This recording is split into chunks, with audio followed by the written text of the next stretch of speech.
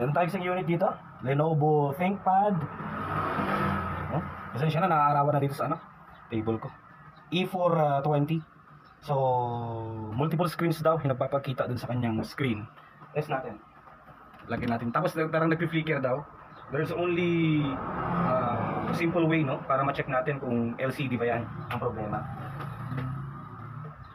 Kasi gagamit tayo ng external monitor kung sakali man. So plug in lang natin. Nasaan ba?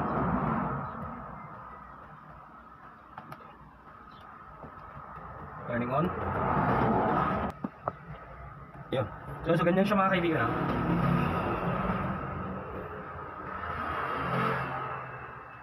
LCD to. Try natin i-diagnose. Hintayin lang natin. Parang hindi maganda, hindi ganun kagandahan yung kanyang display. Greenish. Yan. Apat yung kanyang screen, no? And tsaka mga kaibigan, no? As in talagang parang pixelated yung itsura niya.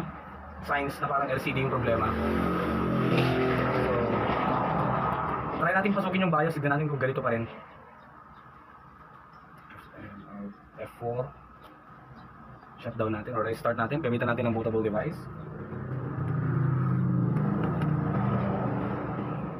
Restart.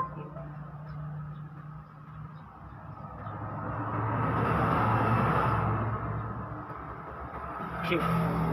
Pindutin natin ang shift. Shift, restart.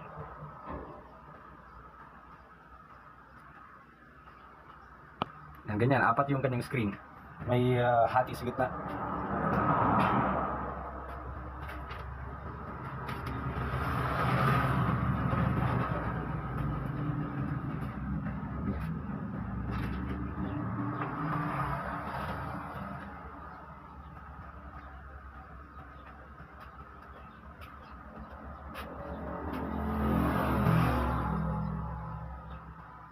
Okay naman siya sa startup mga kaibigan. Yan. Tapos pag magpapakita sa display, pwede na rin natin consider dito yung kanyang display driver. Pero kung wala pa rin sa LCD na tayo.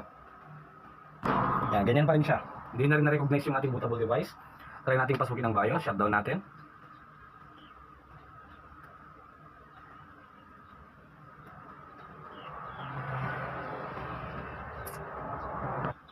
Lagay pa rin natin yung ating bootable device.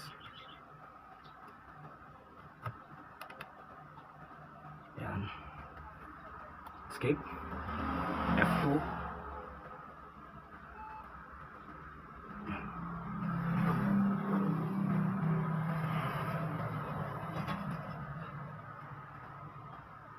Hindi siya dumedire-diretso ah.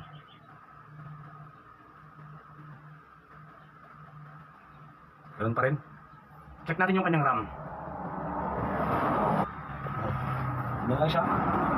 Bago tayo mag-proceed sa RAM, check na natin yung kanyang, try natin i-connect sa ating external monitor.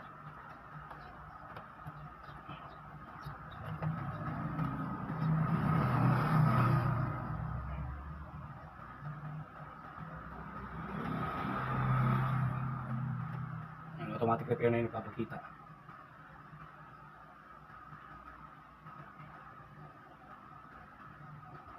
Advanced option. Kaya natin i-reset. I think screen na talaga to.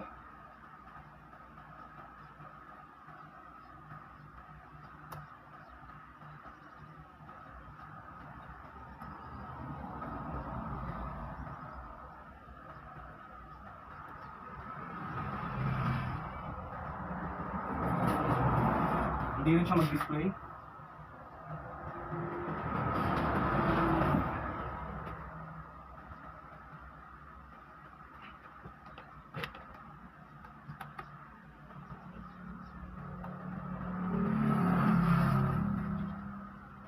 Tara natin i-check yung kanyang RAM.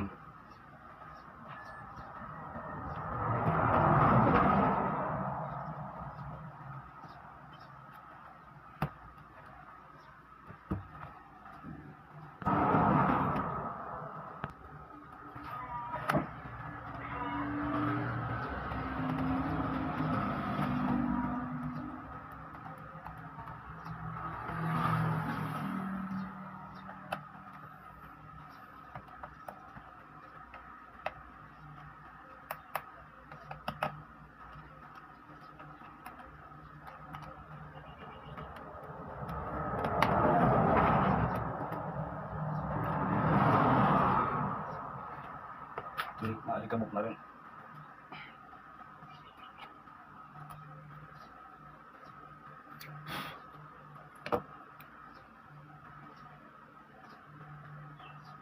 Try natin isa lang muna i-insert.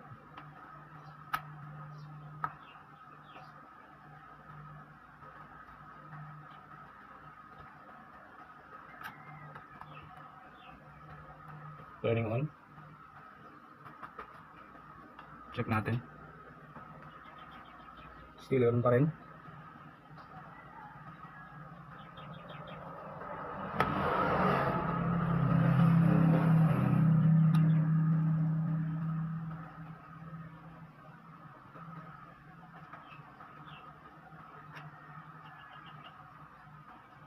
Hindi siya mag-display kasi oh.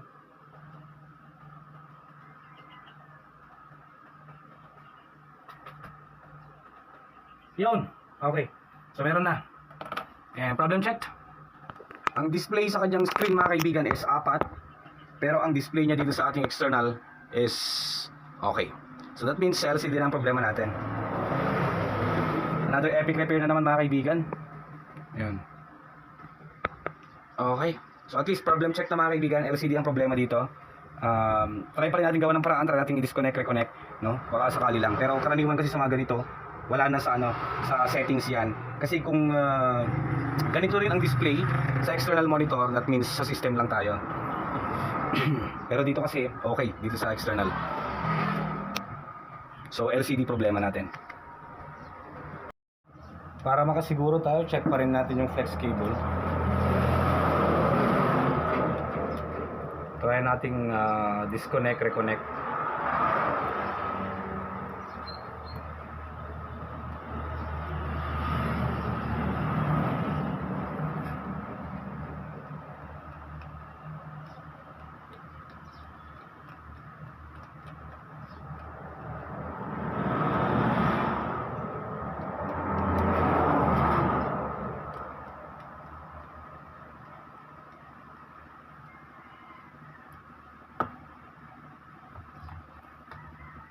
$40 pins.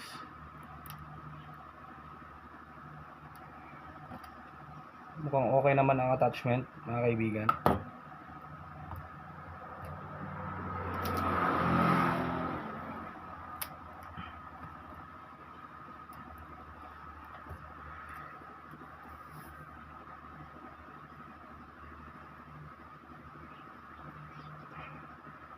Okay, so hindi na ito yung original screen.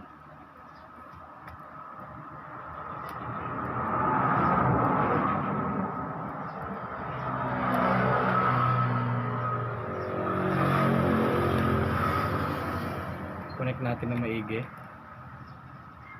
Turning on.